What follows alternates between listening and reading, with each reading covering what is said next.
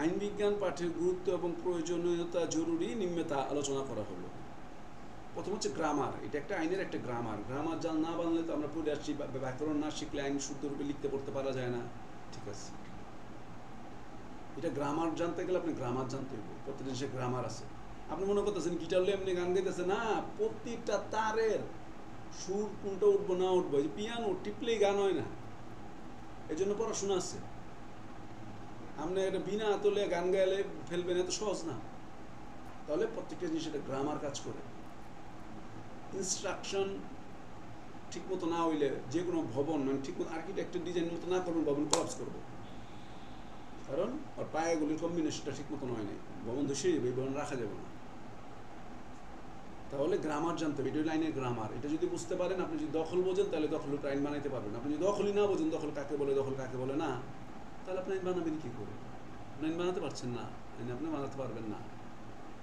এরপর আইনের উৎপত্তি সম্পর্কে জানা। হ্যাঁ, আইন বিজ্ঞান পড়তে গেলে আমরা জানবো পৃথিবীর বিভিন্ন দেশ থেকে বিভিন্ন প্রথা নজির এগুলির মাধ্যমে আইনগুলি সৃষ্টি হয়েছে। পৃথিবীতে প্রথাই চলতো, পৃথিবীতে আইন ছিল না, বিভিন্ন গোত্রের মাধ্যমে ছিল, বিভিন্ন ধর্ম দ্বারা আমরা পরিচালিত হয়েছি, ওই প্রথা রীতি দ্বারাই আস্তে আস্তে এগুলি আইন আকারেই ব্যবহার হয়ে আসছে।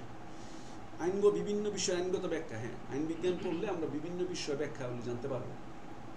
বিষয়বস্তুর ব্যাখ্যা, অধিকারের ব্যাখ্যা, আমরা দখলের ব্যাখ্যা, মালিকানার ব্যাখ্যা, কর্তব্যের ব্যাখ্যা, অবহেলার ব্যাখ্যা, এগুলো আমরা জানতে পারবো।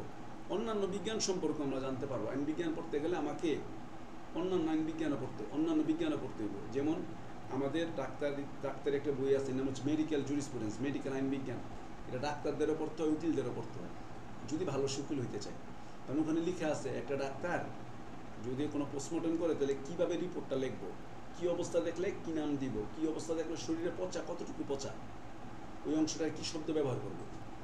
কারণ উনি যে রিপোর্টটা দিব, উনি যদি আইনের শব্দ লেখা আমি বুঝবো।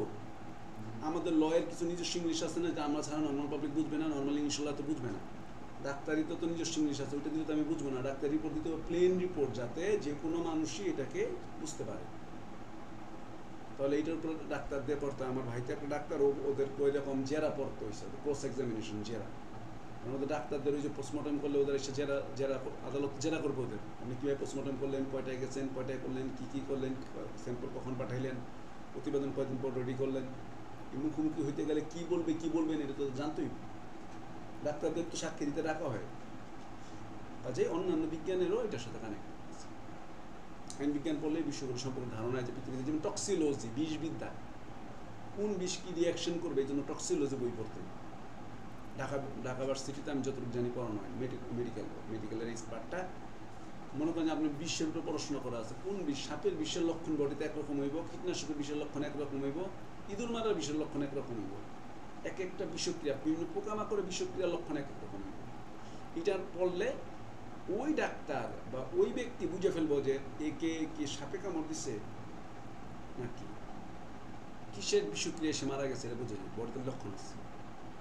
তাহলে এইগুলি জ্ঞান জানা যায়। ঠিক আছে, অধিকার ও কর্তব্য সম্পর্কে জ্ঞান লাভ। আচ্ছা, এই পয়েন্টের দরকার না, বিভিন্ন বিষয় ব্যাখ্যা ঘুরে ফিরে কিন্তু একই কথা। বিভিন্ন বিষয় ব্যাখ্যা মানে হচ্ছে আমরা যে অধিকার, কর্তব্য, দায়, অবহেলা, এগুলি।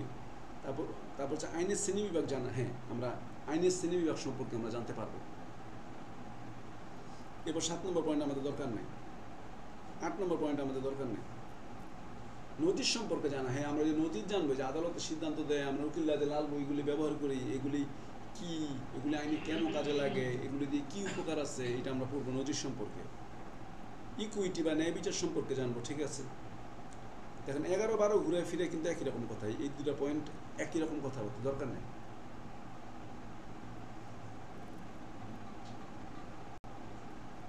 দক্ষ আইনজীবী, দক্ষ আইন প্রণেতাতে একই। ভালো আইনজীবী যারা, তারাই ভালো আইন বানাইবো, বা যারা ভালো আইন প্রণেতা তারাই ভালো আইনজীবী হইতে পারে। ঘুরে ফিরে একই কথা, অর্থাৎ আইনের সাথে রিলেটেড যারা। তাহলে দক্ষ বিচারপতি হইব না, দক্ষ বিচারপতিও তো হইব, তো দক্ষ জজও তো হইব, দক্ষ মিনিস্টার তো হইব, দক্ষ স্যারও তো হইব আইন বিজ্ঞান বললে। তাহলে দেন পয়েন্ট বাড়ান, কিন্তু কথা হচ্ছে এগুলো মেন দরকার নাই। যুক্তির মাধ্যমে কলা কৌশল জানা। হ্যাঁ, যুক্তি প্রদর্শনে কলা কৌশল জানা, এগুলির ক্ষেত্রে যুক্তির জন্য কাজ করে থাকে। এরপর আমরা যাবো এটার সাথে সমান্তরাল, যে নিচের প্রশ্নটা, আইন বিজ্ঞানকে যুক্তিশাস্ত্র, এটা পড়িয়েছি আমি। যুক্তিশাস্ত্র, যুক্তি জিনিসটা কি? মানুষ ছাগল খায়, ছাগলে ঘাস খায়, যুক্তি হচ্ছে মানুষ ঘাস খায়। এই যুক্তিবিদ্যা বুঝছেন তো? যুক্তিবিদ্যা একটা পড়া হচ্ছে এরকম, মানুষ ছাগল খায়, ছাগলে মানুষ খায়, ছাগলে ঘাস খায়, তাহলে মানুষ ঘাস খায়।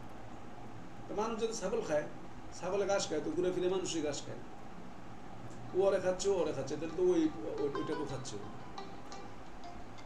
হ্যাঁ মা, আমাদের তোমরা তো আর তোমরা তো 3 তলায়, ওরা তো 6 তলায়, ওরা ও 6 তলা দুলাইছে, মানে মোটামুটি দুলাইছে ভালোই হবে। আমি তো আবার নিচে ছিলাম, আমি কোচিংয়ে আসছি, কিন্তু নিচতলায়।